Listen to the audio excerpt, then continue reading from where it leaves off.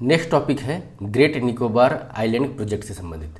Contest किया है कि union ministry of tribal affair ने फैक्चुअल रिपोर्ट डिमांड किया है अंडमान निकोबार आइलैंड एडमिनिस्ट्रेशन से कि वो जो है फॉरेस्ट राइट्स एक्ट जो होता है उसके तहत जो मिलने वाले अधिकार हैं ट्राइबल पीपल को, उनके अधिकार को यहाँ पे सेटल नहीं किया गया है जब हम ग्रेट निकोबार आइलैंड प्रोजेक्ट को इंस्टॉल कर रहे हैं, चाहे उसको कमीशनिंग कर रहे हैं। ग्रेट निकोबार आइलैंड प्रोजेक्ट क्या है कि जैसे ग्रेट निकोबार आइलैंड जो होता है हमारा 3 बेसिकली जो है आइलैंड है, जो कार निकोबार, लिटिल निकोबार और ग्रेट निकोबार। तो ग्रेट निकोबार जो है ये 3 आइलैंड का सबसे साउथ वाला जो एरिया है वो हम उसको ग्रेट निकोबार बोलते हैं। इस ग्रेट निकोबार में 4 ऐसे प्रोजेक्ट चल रहे हैं जिसको हम ग्रेट निकोबार आइलैंड प्रोजेक्ट बोलते हैं। इसमें पहला जो प्रोजेक्ट है ये जो है इंटरनेशनल कंटेनर ट्रांसशिपमेंट टर्मिनल बन रहा है, पहला प्रोजेक्ट ये हुआ। सेकेंड प्रोजेक्ट जो है इंटरनेशनल एयरपोर्ट बन रहा है। थर्ड प्रोजेक्ट जो है टाउनशिप एरिया डेवलपमेंट हो रहा है और फोर्थ प्रोजेक्ट जो है पावर प्लांट से संबंधित है। तो इन 4 प्रोजेक्ट्स को मिला करके जो है हमारा ग्रेट निकोबार आइलैंड प्रोजेक्ट बन रहा है। तो जैसे ये क्या है, ग्रेट निकोबार बेसिकली जो है एक फॉरेस्ट एरिया है। तो इन प्रोजेक्ट को डेवलप करने से पहले क्या है कि फॉरेस्ट को क्लियर करना पड़ेगा। जब हम फॉरेस्ट को क्लियर करते हैं तो जो वहाँ के लोकल पीपल है, ट्राइबल पीपल है, तो उनके कुछ राइट्स होते हैं उस फॉरेस्ट से एसोसिएटेड होते हैं। और फॉरेस्ट को क्लियर करने से पहले जो है उनसे परमिशन ग्राम सभा से हो चाहे लोकल एडमिनिस्ट्रेशन से हो वो लेना पड़ता है under the forest right act. तो इस रूल्स का वायलेशन हो रहा है, तो इससे संबंधित जो है फैक्ट्स का डिमांड किया गया है union minister of tribal affair के द्वारा। जो कंटेंशियस इशू आए हुए हैं कि इसमें जो है कि जैसे ट्राइबल एरिया जो होता है अंडमान निकोबार का, वो जो है लोकल एडमिनिस्ट्रेशन का ये बोलना है कि ये जो है फॉरेस्ट राइट एक्ट जो कि 6th शेड्यूल में दिया हुआ है, 6th शेड्यूल में जो दिया हुआ है उसके अकॉर्डिंगली जो है ये एरिया नहीं आता है। इसको गवर्न कर जाता है protection of aboriginal tribals act 1956। मतलब ये बोलने का मतलब है यहाँ पर कि जो एग्जिस्टिंग शेड्यूल 5 और शेड्यूल 6 जो है वो ट्राइबल एरिया के शेड्यूल एरिया के एडमिनिस्ट्रेशन से संबंधित है, वो यहाँ पर लागू नहीं होता है अंडमान निकोबार आइलैंड में, खास करके ग्रेट निकोबार में। इसको अगर इम्प्लीमेंट करना है फॉरेस्ट कंजर्वेशन से संबंधित चाहे फॉरेस्ट राइट जो ट्राइबल है उसके तहत एक अलग ही रूल है protection of aboriginal tribal act 1956। ये जो 1956 जो है प्रोटेक्शन ऑफ एबोरिजिनल ट्राइबल जो है gives local administration unilateral authority to divert forest land where forest rights act mandate consent to be obtain from the Gram Sabha. तो ये जो लोकल अथॉरिटी है, लोकल एडमिनिस्ट्रेशन है, उसको जो है यूनिलेटरल मतलब एक तरफा जो अधिकार देता है फॉरेस्ट लैंड के डाइवर्जन से संबंधित। जहाँ पर अगर फॉरेस्ट राइट्स एक्ट का मतलब मैंडेट्स होता है वहाँ पर ये कार्य करता है किसके द्वारा, लोकल एडमिनिस्ट्रेशन के द्वारा। तो ये दोनों में जो कन्फ्लिक्ट क्रिएट हुआ है उससे संबंधित जो है यूनियन मिनिस्ट्री ऑफ ट्राइबल के द्वारा कुछ जो है फैक्ट्स जो है चेक किया गया है, उससे जो है संबंधित जवाब मांगा गया है। तो ये हुआ हमारा ग्रेट निकोबार आइलैंड के प्रोजेक्ट से संबंधित न्यूज। नेक्स्ट टॉपिक है हमारा dam safety in India. Contest क्या है कि सेंट्रल वाटर कमीशन की एक रिपोर्ट आती है compendium on sedimentation of reservoir. तो इस रिपोर्ट को स्टडी किया गया है IISER भोपाल के द्वारा। ये साइंटिफिक इंस्टीट्यूशन है, साइंटिफिक एंड एजुकेशनल इंस्टीट्यूशन है जो कि रिसर्च से संबंधित है। इसने जो कंप्रिहेंसिव असेसमेंट किया है कि सेडिमेंट्स जो डिपॉजिट होते हैं रिजर्वायर में उससे जो वुल्नरेबिलिटी क्रिएट होती है उसके बारे में जो है एक तरीके से जो है अलर्ट जारी किया गया है। इस रिपोर्ट के द्वारा क्या की फाइंडिंग्स निकल करके आया है सेडिमेंट से संबंधित।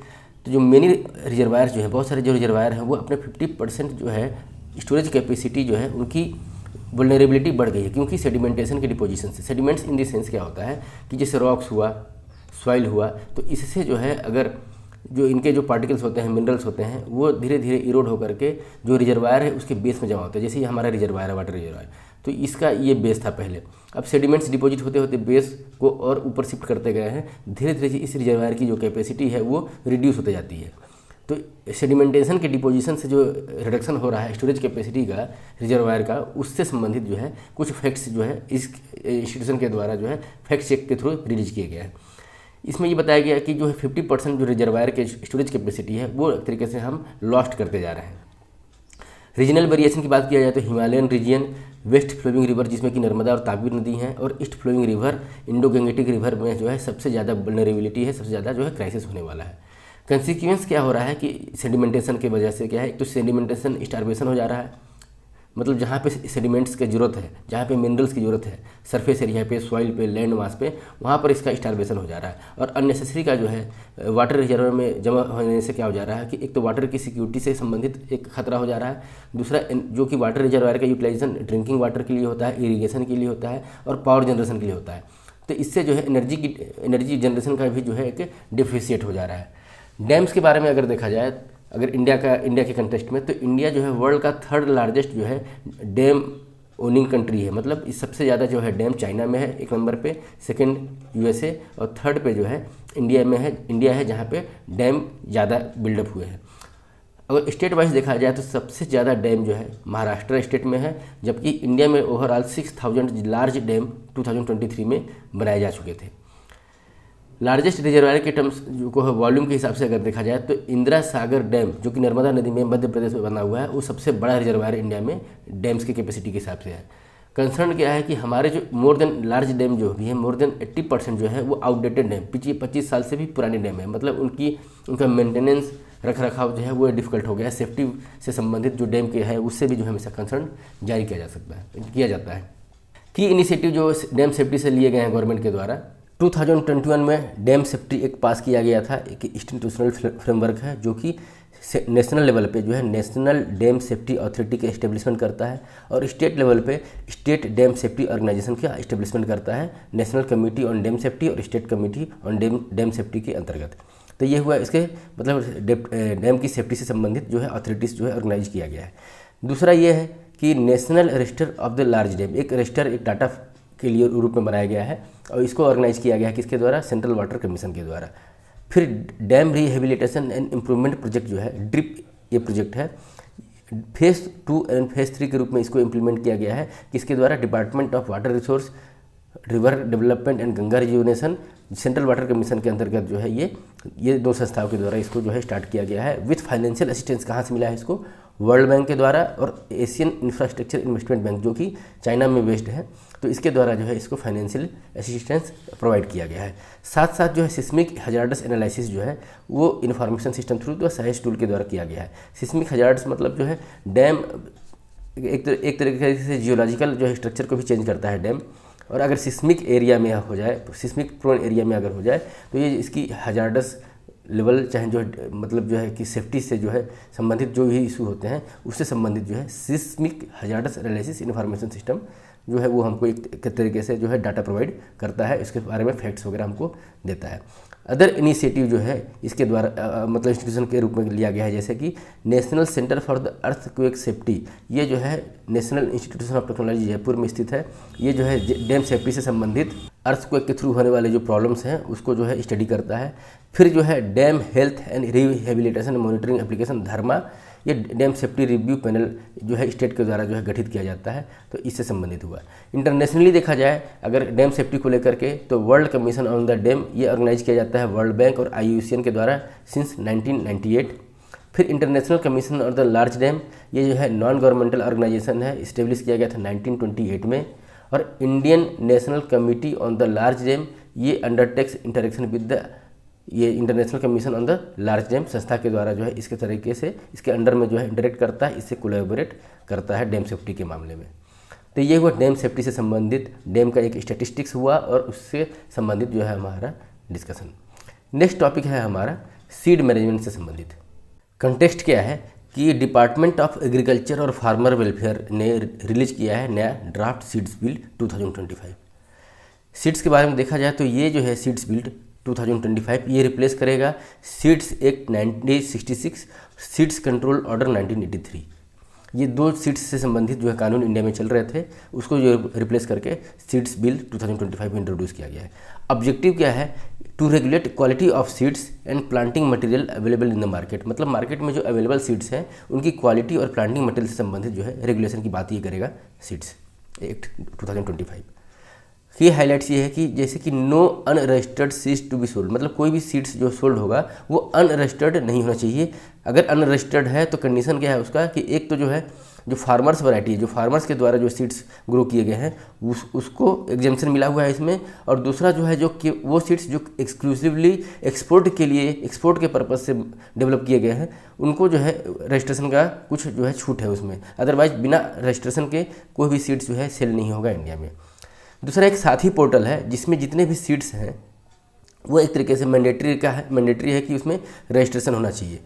इन partnership the national information centre to provide completely traceability of the seeds from the point of origin till the reach the farmer, मतलब जो सीड्स एक तो ओरिजिन होता है जहाँ से फार्मिंग होकर के सीड्स जो है ग्रो किया जाता है, उस सीड का मतलब ओरिजिनेट से लेकर के फार्मर्स के यूज तक जो है उसका पूरा ट्रेसेबिलिटी होना चाहिए कि फार्मर्स जो है कैसे यूज किए, कहाँ से पाए उसको।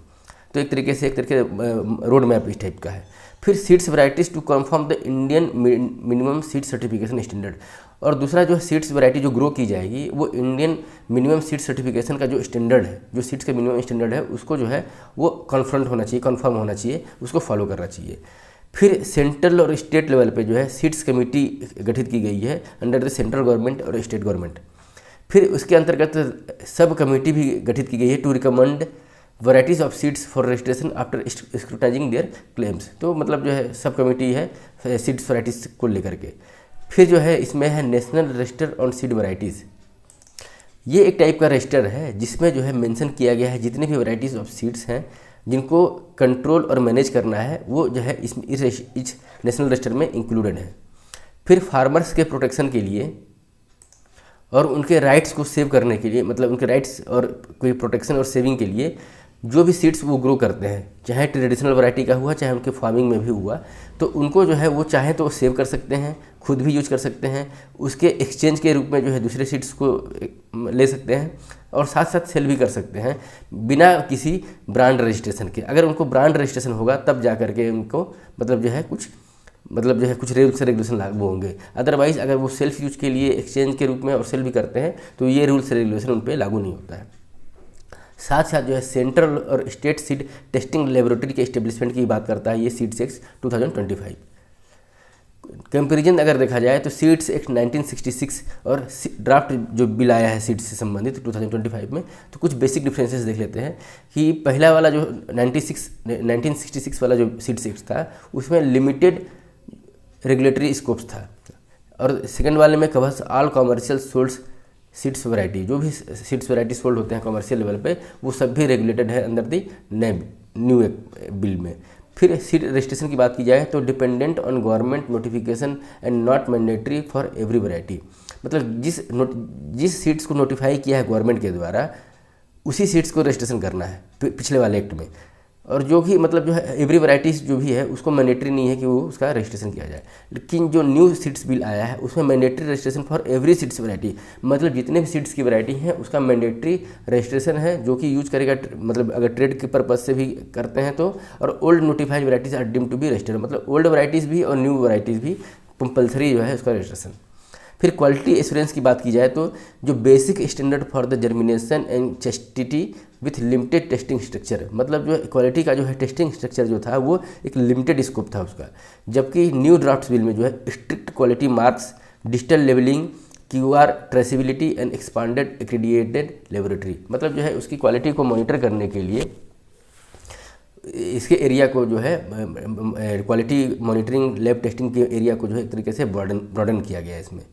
फार्मर्स के राइट की बात की जाए तो प्रीवियस जो हमारा एक्ट था 1966 वाला उसमें फार्मर्स को लिमिटेड प्रोटेक्शन है, farmers had no structural compensation whole avenue, और जबकि नेक्स्ट वाले में जो अभी मॉडर्न में चल रहा है कि farmers can save exchange and sell their seeds, तो इसमें फार्मर्स को एक तरीके से उनको राइट्स दिया गया है, उनके सीड्स से संबंधित जो है प्रोटेक्शन दिया गया है। फिर बात मार्केट रिस्पॉन्सिबिलिटी की है तो weak oversight allow limited seeds to circulate, इसमें जो है सीड्स से ओवरसाइट से संबंधित जो है लिमिटेड एक्सेस था, जबकि 2025 वाला जो सीड्स एक्ट है उसमें stronger monitoring through enrolment, labelling, traceability condition जो है वो अवेलेबल है। अगर सीड्स एक्ट के तहत अगर कोई कानून है उसमें अगर वायलेशन होता है तो जो 1966 वाला एक्ट है उसमें पेनल्टी जो है बहुत मिनिमम था, लो था और आउटडेटेड था। कंपेयर देन जो न्यू ड्राफ्ट है उसमें 3 टियर पेनल्टी है, मतलब एक छोटा, माइनर और स्मॉल, ट्रिवियल, माइनर और स्मॉल, 3 स्टेज में, मतलब सेवरिटी ऑफ द क्राइम के हिसाब से जो है पेनल्टी इसमें इम्पोज किया जाएगा। टेक्नोलॉजी अडॉप्शन की बात की जाए अगर इसमें तो जो नई टेक्नोलॉजी वाले सीड्स हैं जैसे कि हाइब्रिड, GM और चाहे जीज बायोटेक्नोलॉजी वाली जो एडवांसमेंट टेक्नोलॉजी आ गई हैं तो वो इसमें जो है एक्सक्लूडेड है, वो इसको कवर नहीं करता है। जबकि जो है न्यू ड्राफ्ट बिल जो है वो इनकॉर्पोरेट करता है बायोटेक्स नॉर्म्स को, रेगुलेटेड सीड्स इंपोर्ट्स को और oversight mechanism for the modern technology, तो मॉडर्न टेक्नोलॉजी को भी अडॉप्ट करता है। एक तरीके से ये इंक्लूसिव है न्यू सीड्स बिल, और ये वाला जो था मतलब उस समय के हिसाब से तो इंक्लूसिव रहा होगा, लेकिन आज के मॉडर्निटी के हिसाब से ये एक्सक्लूसिव है, मतलब जो है बहुत सारी चीज़ों को, टेक्नोलॉजी को जो है एक तरीके से एक्सक्लूड करता है।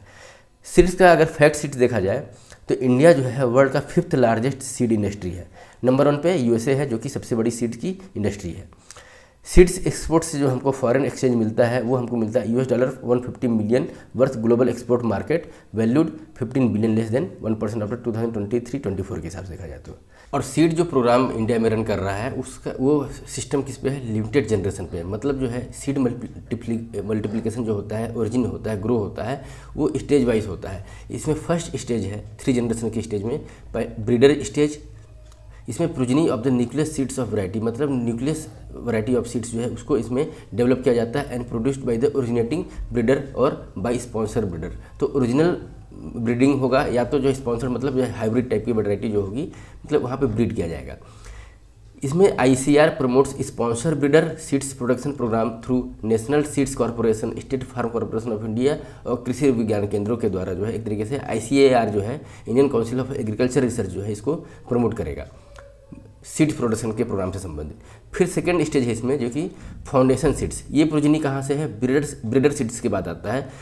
तो इसमें क्या कि production of foundation seeds has been interested with the NSC, SFCI, state seeds corporation, state department of agriculture, private seeds producer. तो इसमें ये सब चीज़ें संस्थाएँ आ जाएंगी। फिर सर्टिफिकेशन ऑफ सीड्स की बात की जाए तो ये जो है फाउंडेशन सीड्स के बाद जो है उसका फाइनल जो है सर्टिफाइड सीड्स जो है वो जो है मतलब जो है लॉन्च होगा। तो ये 3 स्टेज में हुआ हमारा सीड्स के प्रोग्राम से संबंधित किस तरीके से जो है वो डेवलप होकर के जो है जनरेट होकर के लॉन्च किया जाता है। की इनिशिएटिव सीड्स से जो इसके प्रीवियसली जो लिए गए थे उसमें जो है एक तो नेशनल सीड्स पॉलिसी 2002 है जिसमें कि जो एम्फेसाइज करता है सीड्स के प्रोडक्शन से संबंधित, क्वालिटी एक्सपीरियंस से संबंधित, इसके सीड्स के डिस्ट्रीब्यूशन से संबंधित और मार्केटिंग से संबंधित। फिर जो है protection of plant varieties and farmers rights act 2001 की बात की जाए अगर तो इसके तहत जो है provides for the establishment of an effective system for the protection of plant varieties, मतलब प्लांट वैरायटीज़ के इफेक्टिव प्रोटेक्शन की बात करता है। फार्मर्स के राइट्स और प्लांट्स के ब्रीडर्स से संबंधित और इनकरेज करता है development of new varieties of plants and it's seeds. तो ये जो है इसको डेवलप करने की बात करता है, प्रोटेक्शन की बात करता है प्लांट्स वैरायटीज़ की। फिर सीड्स विलेज प्रोग्राम लॉन्च किया गया था, बीज ग्राम योजना जिसको हम बोलते हैं हिंदी में। पर्पज इसका ये था कि improve farmers saved quality seeds, जो फार्मर्स अपने सीड्स जो है सेव करके रखते हैं, क्वालिटी होता है और उसको यूज करते हैं अपने खुद की फार्मिंग में, तो उस मतलब जो है सीड्स को प्रोटेक्शन से संबंधित जो है सीड विलेज प्रोग्राम लॉन्च किया गया था। फिर नेशनल सीड रिजर्व जो है वो इनिशिएट किया गया था to ensure seed availability during the climate disruption, मतलब अगर क्लाइमेट डिसरप्ट होता है, सीड खत्म ना हो जाए, एग्जॉस्ट ना हो जाए, जो ओरिजिनल वैरायटी का सीड्स है तो उसको कंजर्वेशन से संबंधित जो है मतलब योजना नेशनल सीड रिजर्व जो है स्टार्ट किया गया था एज ए रिजर्व रखने के लिए सीड्स, वैरायटी ऑफ सीड्स को।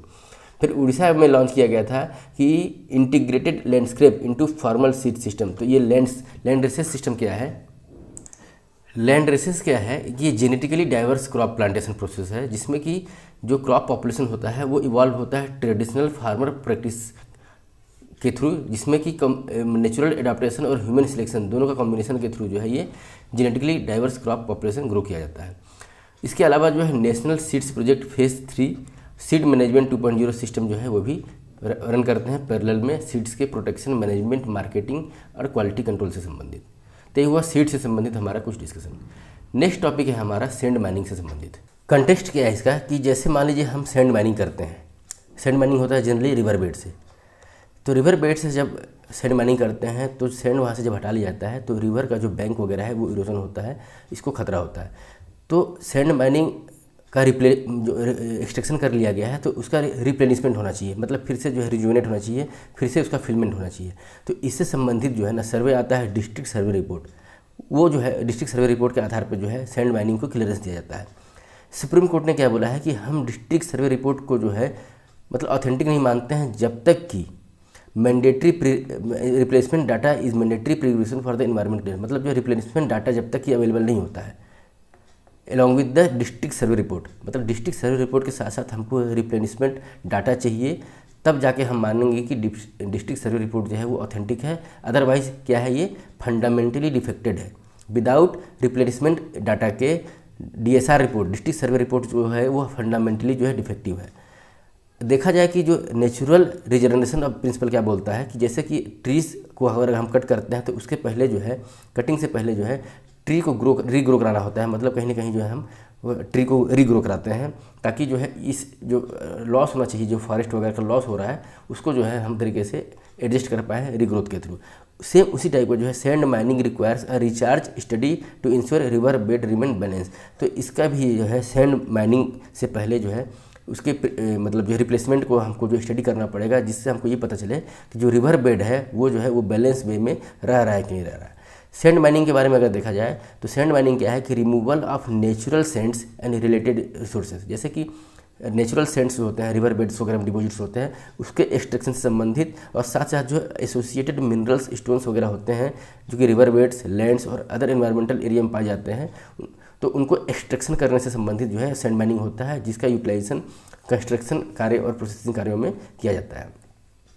इन्वायरमेंटल इम्प्लीकेशन सैंड माइनिंग का ये होता है कि अगर इसको अनरिस्ट्रिक्टेड लाइसेंस दे दिया जाए कि आप सैंड माइनिंग करते रहिए, तो इससे क्या होगा कि रिवर बैंक जो है इरोड हो जाता है, ग्राउंड वाटर का जो लेवल हो जाता है वो और डाउन चला जाता है, बायोडाइवर्सिटी को नुकसान होता है, साथ साथ जो है फ्लड का जो है रिस्क इंक्रीज हो जाता है, वाटर क्वालिटी जो है वो डिक्रीज होता है, और जिस water quality decrease with the high turbidity level, मतलब टर्बिडिटी मतलब जो है वाटर में जो इम्प्योरिटी दिखने लगती है, इसके चलते वाटर की क्वालिटी जो है डिक्लाइन दिखता है।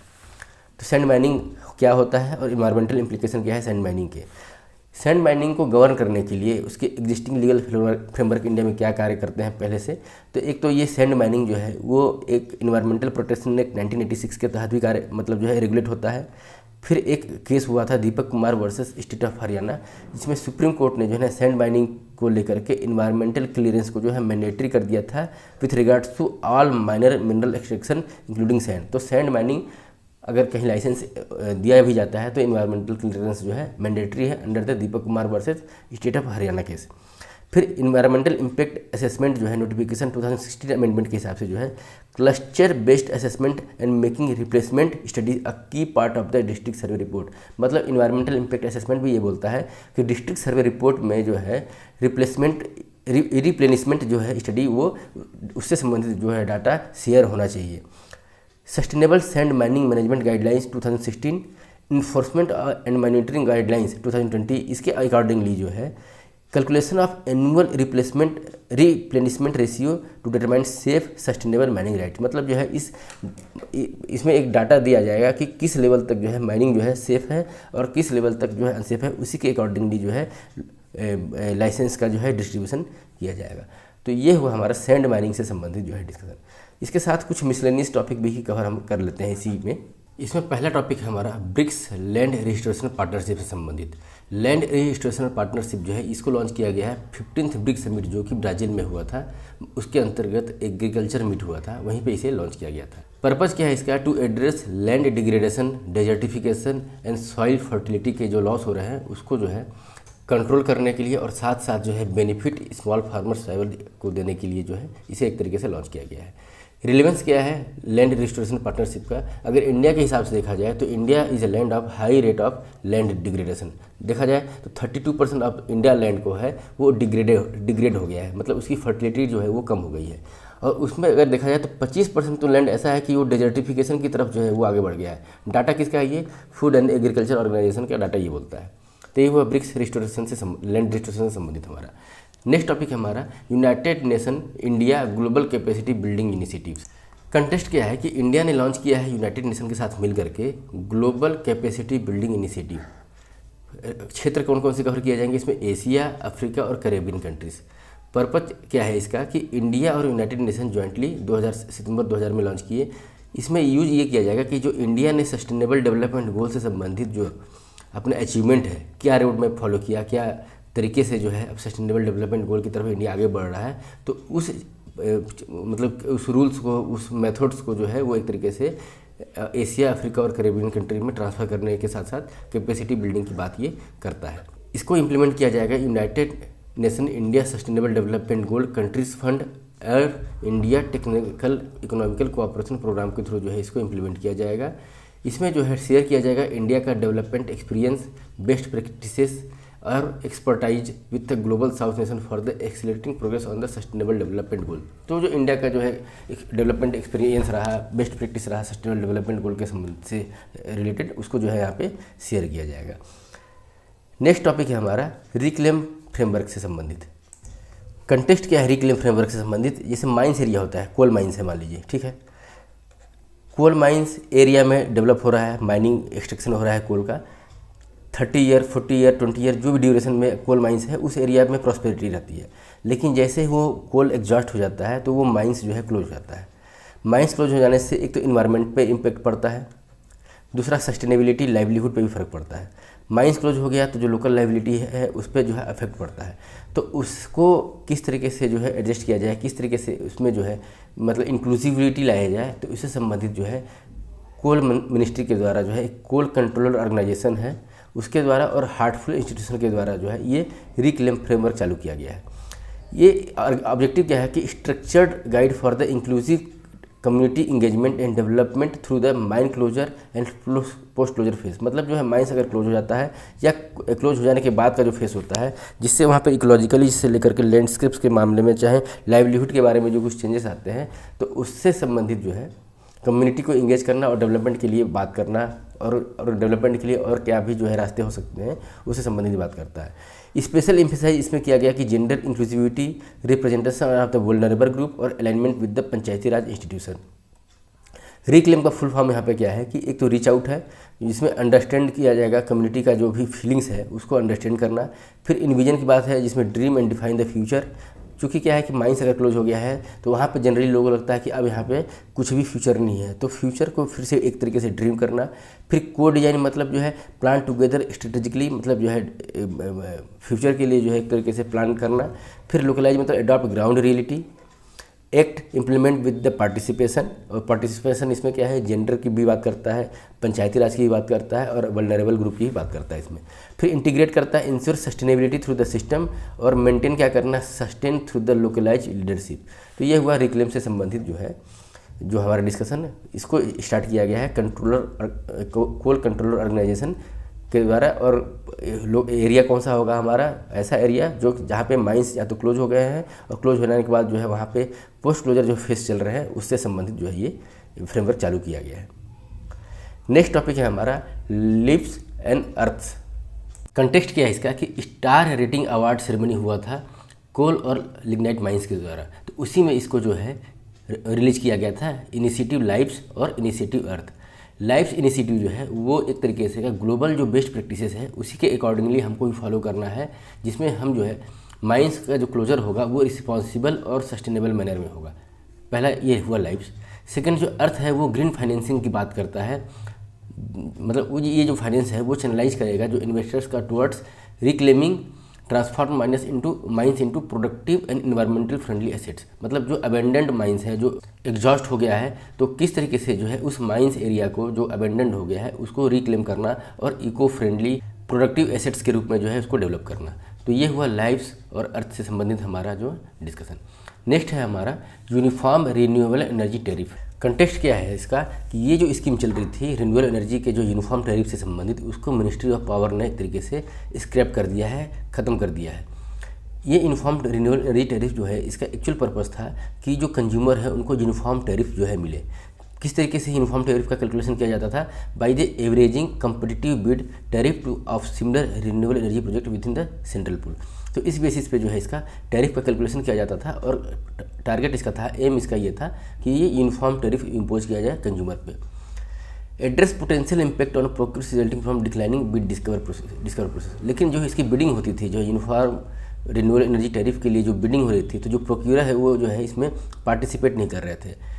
पार्टिसिपेशन उनका डिक्लाइन हो रहा था due to bid discovered prices जो है वो मतलब क्लियर कट नहीं था, उसमें बहुत ज़्यादा वॉलेटिलिटी थी, अनसर्टेनिटी थी।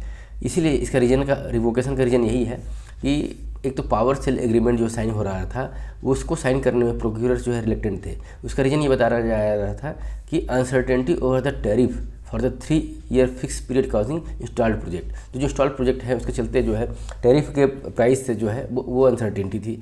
दूसरा जो है ये जो है facilitate transparent price discovery between producer and consumer and speed up renewable energy deployment across the country.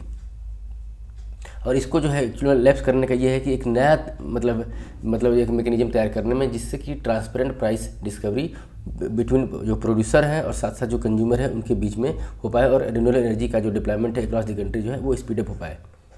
तो ये हुआ हमारा यूनिफॉर्म रिन्यूएबल टैरिफ एनर्जी से संबंधित न्यूज। नेक्स्ट है हमारा united national development programme equator initiative awards.